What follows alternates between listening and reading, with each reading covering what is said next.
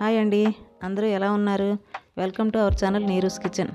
ఈరోజు నేను చేయబోతున్న వంటకం వినాయకుడికి చాలా ఇష్టమైన స్వీట్ అండి. అదే ఉండ్రాళ్ళ ఆరతి. ఇంకెందుకు ఆలస్యం, పదండి చూసేద్దాం. స్టవ్ వెలిగించి ఒక గిన్నె పెట్టి 2 కప్పులు నీళ్లు వేసుకోండి. స్టవ్ సిమ్లో పెట్టుకోండి.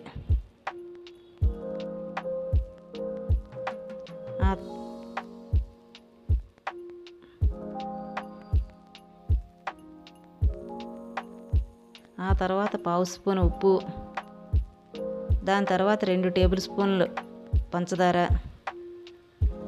ఆ తర్వాత 1 టీ స్పూన్ నెయ్యి వేయండి.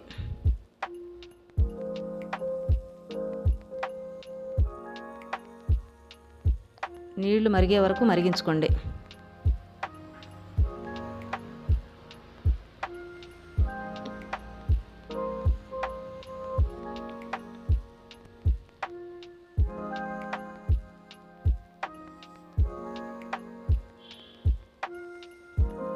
నీళ్లు తెరులుతున్నప్పుడు 1 కప్పు వరిపిండి వేసి అందులో బాగా కలుపుకోండి, ఉండకట్టకుండా, లేదంటే ఉండలు కట్టేస్తుందండి.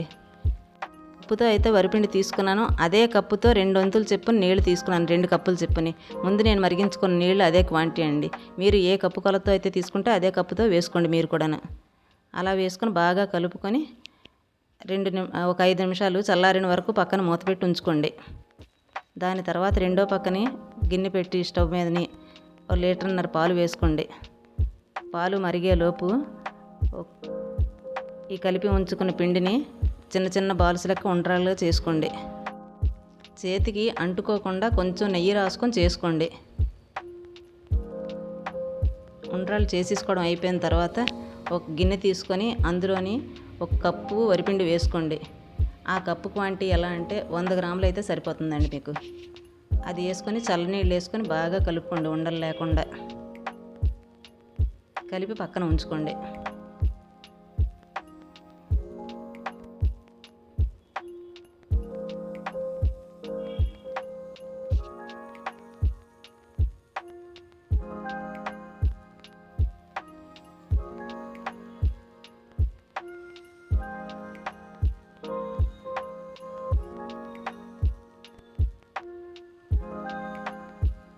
పాలు బాగా మరిగిన తర్వాత ఈ పిండిని కలిపి ఉంచుకున్న పిండిని కలుపుకుంటూ వేసుకోండి, లేదంటే ఉండలు కట్టేస్తుంది.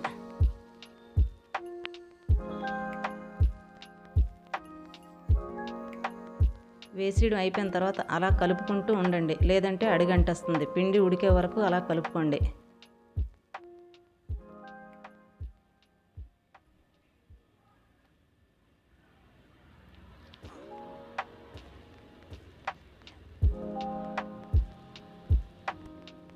పిండి ఉడికింది అని తెలియడానికి బాగా జారుగా వస్తుందండి. గరిటె తీసి పైనుంచి తీవేస్తే తెలుస్తుంది, చూడండి మీరే.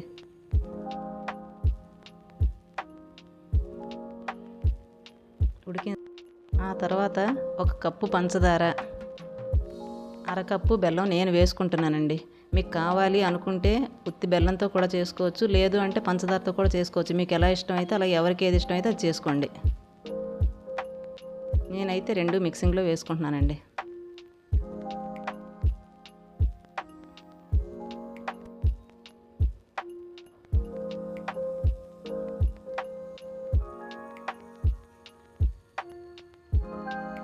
బెల్లం పంచదార బాగా కరిగి ఉడికే వరకు కొంచెం ఒక 5 నిమిషాలు ఉడికించండి. బాగా ఉడికిన తర్వాత ఉండ్రాళ్ళు వేసేయండి అందులోని.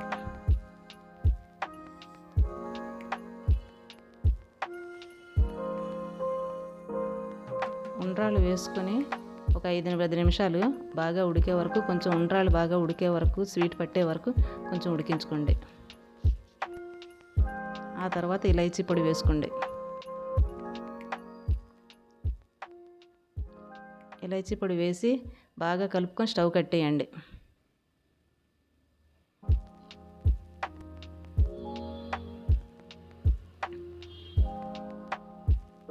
పక్కన వేరొక గిన్నె పెట్టి 2 టేబుల్ స్పూన్లు నెయ్యి వేసుకోండి. దానిలో కిస్మిస్, కాజు, బాదం 3 వేసి బాగా వేయించుకొని ఇందులో వేసేసుకొని కలిపేసుకోండి.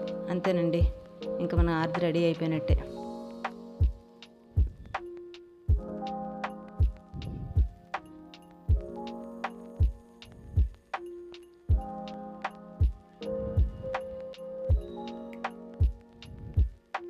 ఈ వంటకం మీకు నచ్చినట్టయితే నాకు కామెంట్ రూపంలో తెలియచేయండి.